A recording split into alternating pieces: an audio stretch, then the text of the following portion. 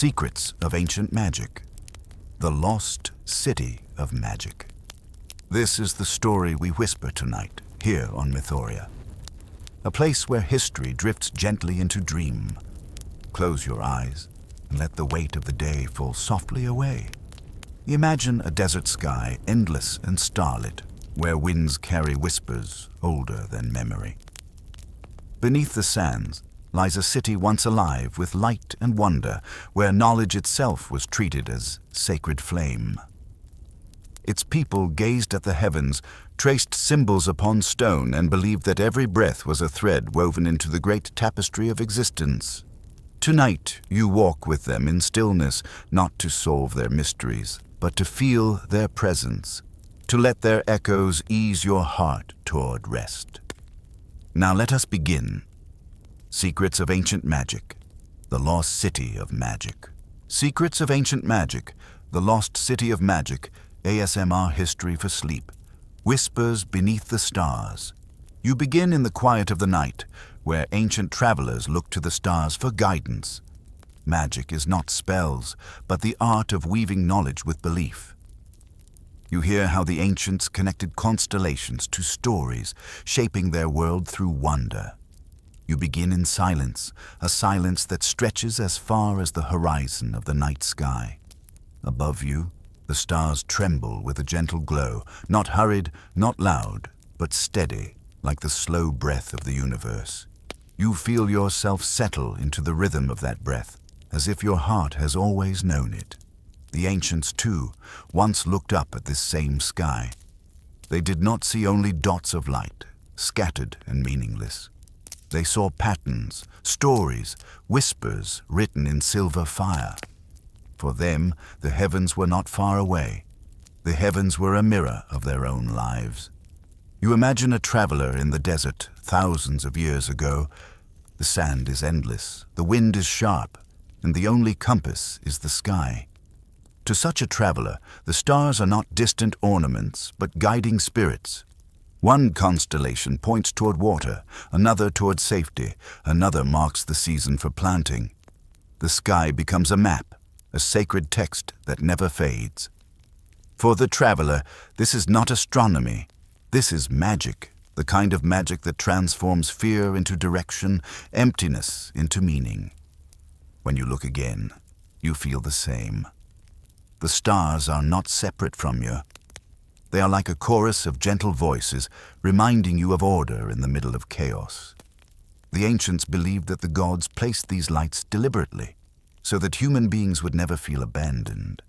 Every flicker was a message, every alignment a sign. They asked themselves, if the stars can move in harmony, why not our lives? If the constellations can return each season, what might we learn about time, about cycles, about the turning of our own hearts? You can almost hear a priest in a temple whispering to his students. His tone is hushed, not because he fears, but because he honors the mystery. He points to Orion's belt, to the curve of the Great Bear, and he explains how these lights are woven with the fate of kings and the harvest of fields. The students listen, eyes wide, as though the very stars are leaning down to listen with them. To know the sky is to know the future. To read the heavens is to read the soul of the world. This was the beginning of what we now call magic. Not tricks, not illusions, but a way of listening deeply to the patterns hidden in creation. The people of long ago believed that nothing was random. The wind, the river, the stars, even the beating of a heart, all were threads in one great tapestry. To touch one thread was to feel the movement of the whole. To ignore it was to stumble in darkness. And so, every evening people would gather. Some in deserts, some on mountains, some by the sea. They tilted their heads back, let the night pour into their eyes, and they felt connected to something vast. Can you feel it too? That slow, steady recognition that you are part of something older, something larger, something endless. You're not simply lying here, listening. You're stepping into the same stillness that countless souls once shared. You walk with them in imagination, barefoot across sand, wrapped in quiet cloth, carrying only trust in the night sky. Above you, the constellations sparkle like lanterns placed by unseen hands. The world feels less lonely. The world feels almost kind. But even as you rest in this calm, you sense a question hovering in the air. If the stars hold secrets, what else might the earth be hiding? If the heavens whisper, might the stones, the rivers, the ruins whisper too? Somewhere, beyond the edge of the horizon, there lies a city said to be built upon these mysteries. A city where magic was not just believed, but lived, practiced, shaped into daily life. You pause, breathing gently, as if the desert wind itself is guiding you. The stars above remain patient, as if waiting for you to follow. And slowly you realize this is only the beginning of the journey. The hidden city in the sands. A city once stood at the edge of desert winds, whispered about in scrolls and songs. Its walls shimmered like mirages, filled with scholars and mystics. You walk among its silent ruins, listening to echoes of rituals that sought to bridge earth and sky. The night deepens, and with it, your journey moves from the endless desert sky down to the earth below.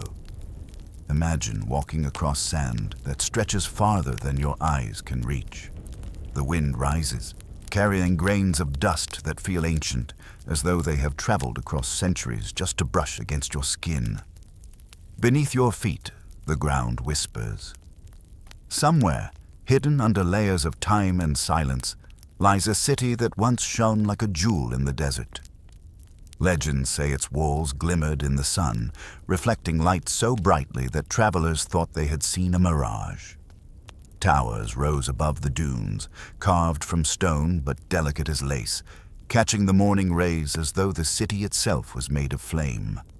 To find it was to find sanctuary. To walk through its gates was to step into a place where knowledge was not hidden but celebrated. You picture yourself entering these gates. The air shifts, the desert heat softens, replaced by the coolness of shaded courtyards. Water trickles from fountains shaped like lions and birds, symbols of protection and spirit. The sound of the water is soothing, a rhythm that balances the silence of the sands outside. This was no ordinary city. It was said to be a meeting place for mystics, healers, and scholars, people who believed the world was full of mysteries waiting to be unveiled.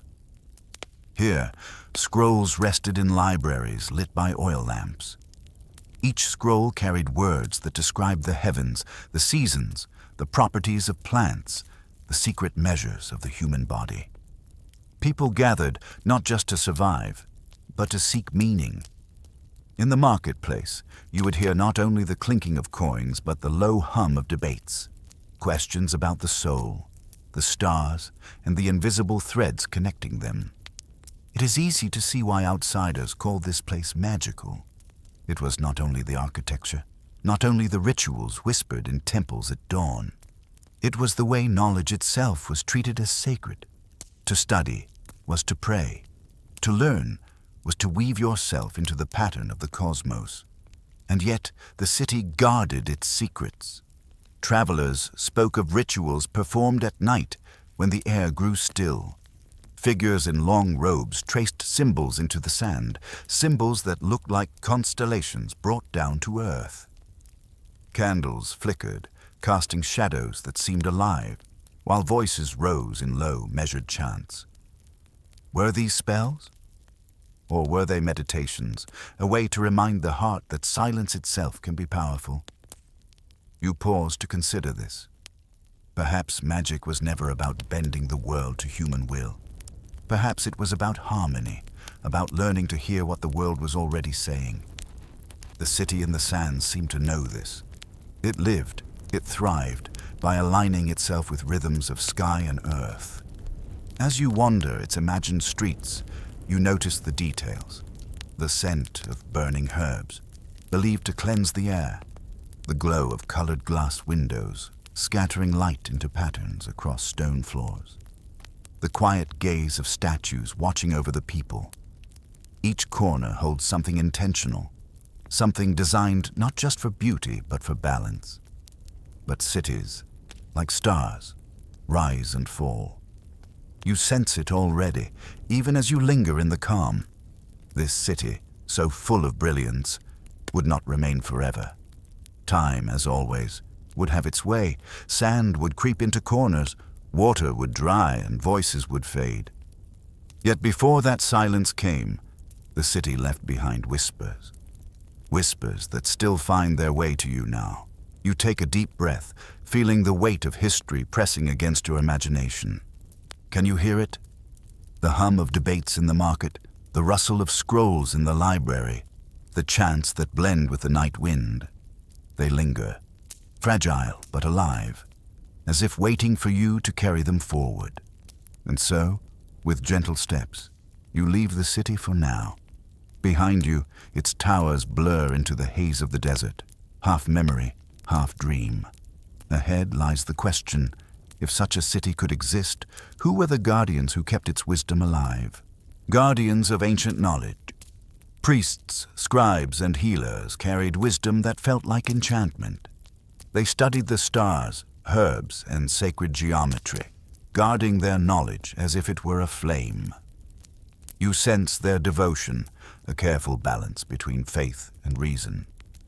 The city fades behind you, but its presence lingers in the air like incense. You walk deeper into its memory, and there, in quiet chambers lined with stone, you meet the guardians of its wisdom. They are not warriors, not kings, but something gentler, more enduring. Priests, scribes, healers, each carrying fragments of knowledge as though they were flames that must never be extinguished. Imagine a scribe at his table. By the dim glow of an oil lamp, he dips his reed into ink and carefully draws symbols on parchment. His hand trembles not from fatigue, but from reverence. Every letter he writes is a prayer, every line a bridge between the human heart and the eternal. He knows that if his words endure, then so too will the life of his people. He is not only writing, he is weaving memory. Beside him, a healer arranges herbs into small clay bowls. To her, each plant carries a voice. She knows which leaves cool the body, which roots calm the mind, which seeds ease the breath of a child in fever. To heal is not only to treat pain, it is to remind the body of its own hidden strength, to coax it back into harmony. Her work, too, feels like magic. Not a trick, but a tender recognition of patterns older than language. Nearby, a priest gazes at the night sky through a small opening in the temple roof. He marks the movement of a star across the horizon, whispering its significance to an apprentice at his side. They believe the heavens are a script written by divine hands, and to study it is to read the intentions of the gods. Each alignment carries meaning, the time to plant, the time to build, the time to prepare for change. For them, astronomy is not science alone. It is a sacred conversation. You realize that in this city, knowledge is guarded not by force, but by devotion. Each guardian is like a keeper of fire, ensuring that wisdom is not swallowed by the winds of time. They carry their roles with humility. To know is not to boast. To know is to serve. To hold knowledge is to protect the balance between heaven and earth, between body and soul. Their lives were not easy. Scrolls could burn, libraries could crumble, invaders could silence their voices, and so they guarded their treasures in the most delicate way. By passing them on, whisper to whisper, teacher to student, healer to child. In this way, wisdom was not stored only in parchment or stone, but in memory, in rhythm, in the living breath of those who remembered. As you picture them, you sense the weight of their duty. Imagine spending your life preserving truths that may never be fully understood, writing symbols whose meanings may outlive you by centuries. Imagine tending to knowledge as carefully as one tends to a fragile flame. Would you have the patience for such a task? Would you feel the strength to protect something so invisible, so delicate, yet so necessary? You pause, letting the question rest in your heart. Perhaps the guardians were not only keeping knowledge alive for themselves. Perhaps they were keeping it alive for you. The words they wrote, the herbs they discovered, the stars they traced. These things traveled across time, slipping through wars, through loss, through silence, until they reached your own ears tonight. The thought is both humbling and comforting. You are part of their chain. Their devotion stretches across centuries, and you are one more link in that quiet, endless effort to remember. You do not need to be a priest or a healer or a scribe. By simply listening, by simply letting the stories settle into your breath, you become part of their work. You become another guardian. The oil lamps flicker in your imagination, their flames steady despite the wind outside. You feel the presence of the scribes, the healers, the priests, calm, devoted, patient. They are not asking you to act, only to carry the memory forward in your sleep. And yet, a question lingers as your eyes grow heavier. What is the true essence of their power? Is it the words, the rituals, the herbs? Or is it something deeper? The symbols themselves, etched into stone and spirit, waiting for you to trace their meaning. The power of symbols and words. Magic is revealed in symbols carved into stone, in words spoken with rhythm and breath. Spells were not tricks, but patterns of sound and image-shaping thought. You imagine yourself tracing these symbols slowly, feeling their quiet strength. The guardians have shown you devotion, but now you step closer to the heart of their craft, the symbols and words themselves. In a quiet chamber, you see walls etched with signs that feel at once simple and infinite. Curved lines, spirals, stars and waves. Shapes drawn again and again, as if their repetition gives them life. These symbols are not decoration. They are keys, each one unlocking a way of seeing the world. You imagine tracing a spiral with your fingertip. Slowly, patiently, you follow its curve inward. The deeper you go, the more you feel as though you are traveling through time, circling toward a hidden center. For the ancients, such symbols were not merely art. They were reminders that life itself moves in cycles. Birth, growth, decay, rebirth. To carve a spiral was to honor the turning of seasons, the return of stars, the endless dance of beginnings and endings. Nearby, words are written in ink on parchment, their shapes careful and flowing. When spoken aloud, they move differently than ordinary speech. They are recited with rhythm, with pauses, with intention.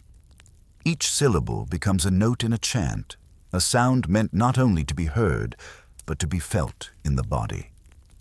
The ancients believed that words carried weight, that a phrase repeated with reverence could shift the mind, calm the spirit, even heal the body. You try it in your imagination, whispering a single word, letting it linger on your breath, repeating it until its sound begins to blur into silence. The act itself becomes soothing, like rocking gently in a boat upon calm water. This too is magic.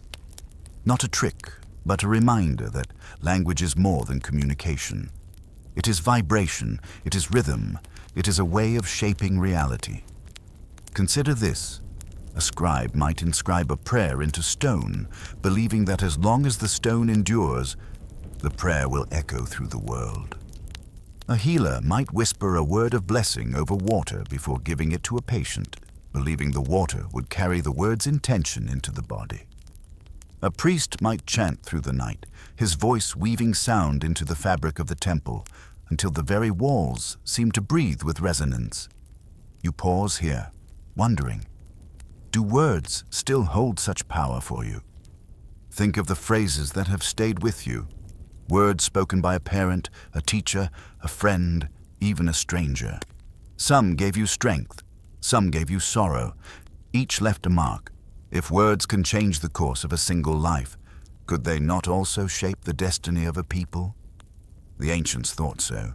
They guarded their languages with care, knowing that to lose a word was to lose a way of understanding the world. A single term for the stars, for the soul, for the breath of life. Each one carried meaning that no replacement could fully capture. To preserve words was to preserve identity. Symbols, too, carried this weight. Look at the simple image of a circle. To you, it may appear ordinary. To them, it was perfection, eternity, the unbroken whole. The triangle, balance of earth, sky, and human spirit. The line, a path, a journey, a reminder that every step is part of something larger.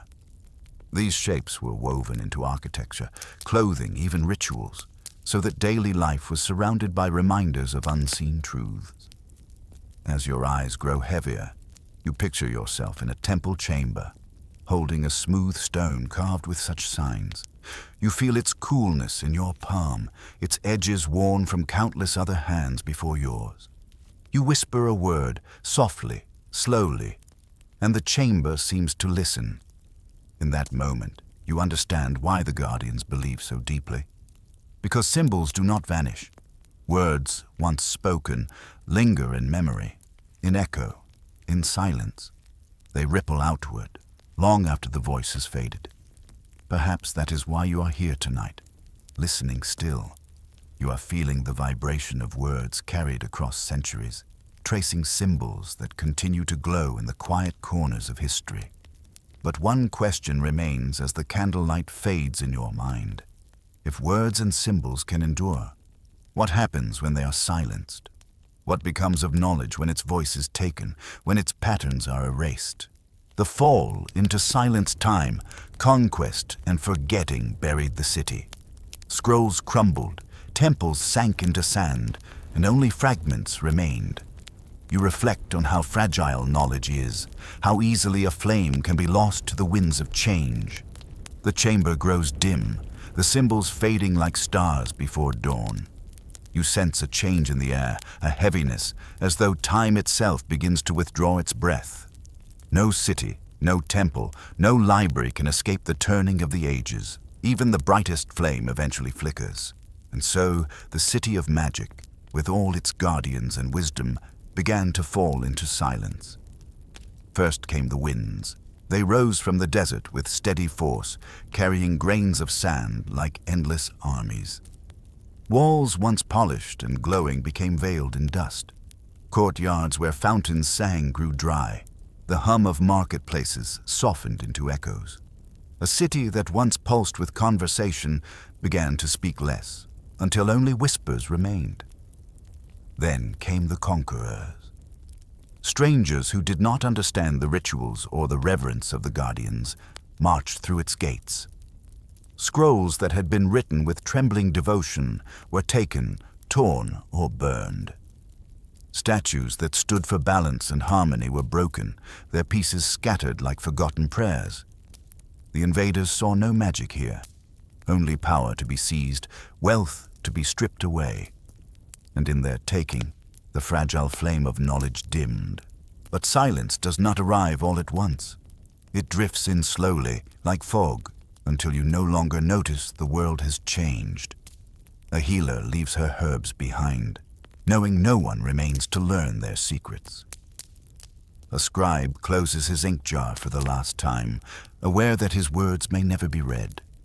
A priest climbs the temple steps, chants to the stars, and wonders if the gods still listen. Each act becomes a farewell, each breath a surrender. You stand in imagination among the ruins. Centuries later, the air is still, almost reverent. Sand covers the floors of what were once libraries. Broken columns lean like weary giants. Birds nest where scholars once debated.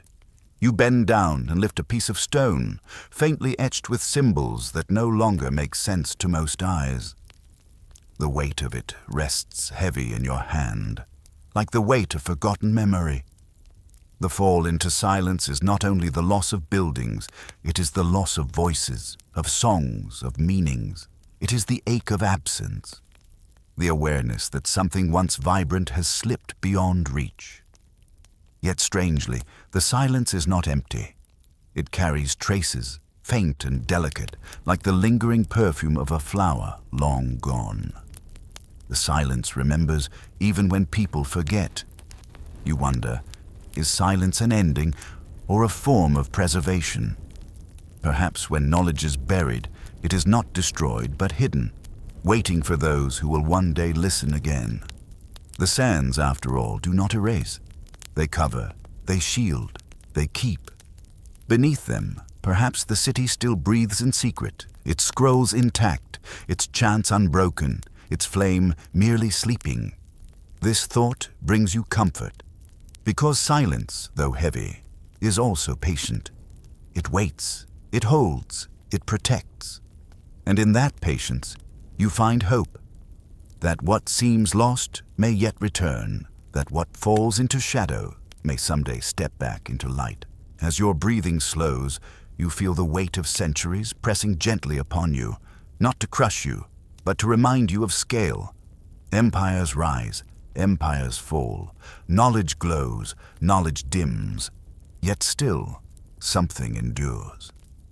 The whispers of the city reach you even here, in your quiet moment of listening. You close your eyes and hear them, faint as wind across stone. A voice chanting, a reed scratching across parchment, water trickling in a courtyard now gone. They echo not to haunt you, but to reassure you. Nothing is ever truly gone. Silence is simply another form of remembering. But as you rest deeper in this reflection, another question stirs. If echoes can survive centuries of silence, what do they still carry to us today? What fragments remain, hidden in our own stories, waiting to be heard? Echoes that still remain. Though the city is gone, whispers linger in myths, books, and your dreams. Magic becomes memory, a soft reminder that wonder itself is a form of survival. As your eyes grow heavy, you drift between past and present, carrying its quiet glow into your sleep. The silence of the fallen city surrounds you, but listen more closely, and you will find that silence is never truly empty. Beneath the hush, faint echoes linger, like the last ripples of water after a stone has been dropped. They reach across time, soft yet steady, carrying with them the memory of what once was. These are the echoes that still remain. Imagine a traveler long after the city has crumbled. He walks among the dunes and finds a fragment of pottery painted with intricate lines. He does not know its meaning, but he feels its weight, its intention. He carries it onward, and in his telling, a new story begins. Another echo is born. Or picture a monk in a faraway land, unrolling a scroll copied centuries earlier. The words are foreign, yet he senses their rhythm, their reverence. He copies them again, ensuring they survive another generation. Though he does not fully understand, the act of preservation itself becomes a prayer. In his hands, the echo stretches further into time. You may not see the city, but you still feel it. In myths of hidden places, in tales of lost wisdom, in the quiet fascination with ruins buried beneath the sand, the city lives on. When you hear stories of Atlantis, of Alexandria, of forgotten temples swallowed by earth, you're hearing variations of the same longing. To remember what was lost, to connect with the wisdom that still hums beneath silence. The echoes appear in language too. Words once spoken in ritual now appear in songs, in poetry, in whispers of healing traditions. A chant once sung to the stars may now rest in a lullaby passed from parent to child. A symbol once carved into stone may resurface as an ornament, a pattern woven into cloth, its meaning blurred, yet its presence intact. Even when the original intent fades, the resonance remains. Think of your own life. Certain phrases, certain melodies, certain gestures stay with you, even if you cannot explain why. They comfort you, they guide you, they remind you of something larger than yourself. These are echoes, too. Fragments of old wisdom carried quietly through generations until they find their way into your heart. And so, as you lie here, you realize you are not only a listener, you are part of the chain. By hearing this story, by letting the memory of the lost city rest within you, you continue the work of the guardians. You are one more voice in the chorus of remembrance. You carry the echo forward simply by breathing it in. The ancients believed that memory was survival. To forget was to vanish. To remember was to live again. Tonight, you honor their belief. You allow the city to rise once more in your imagination, towers gleaming in sunlight, fountains murmuring, chants rising to the stars. Though the sands may hide its stones, it shines in you now. Your eyes grow heavier. The echoes grow softer, blending with the rhythm of your breath. You no longer need to hold them tightly. They are safe within you, woven into your dreams. The city is not lost. It has simply transformed, becoming part of the quiet landscape of your mind. And as you drift deeper, one final thought accompanies you. Perhaps the true magic of the ancients was not in symbols or rituals alone, but in the persistence of wonder itself. Wonder survives silence. Wonder travels across centuries. Wonder reaches you even now as you surrender to sleep. The echoes remain, and so does the gentle glow of their flame. Let it guide you softly as you close your eyes and step into the calm beyond. And now, the story grows quiet. The city of magic fades into mist, its towers dissolving into stars, its whispers blending with the rhythm of your breath. You no longer need to search for it. You carry it inside you now as a gentle glow, as a memory that feels like a dream. The guardians rest, the chants fall silent, the scrolls return to dust. Yet none of it is truly gone.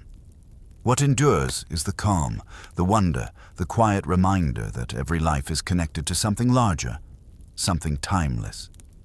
As you drift deeper into stillness, feel the echoes settle softly in your heart.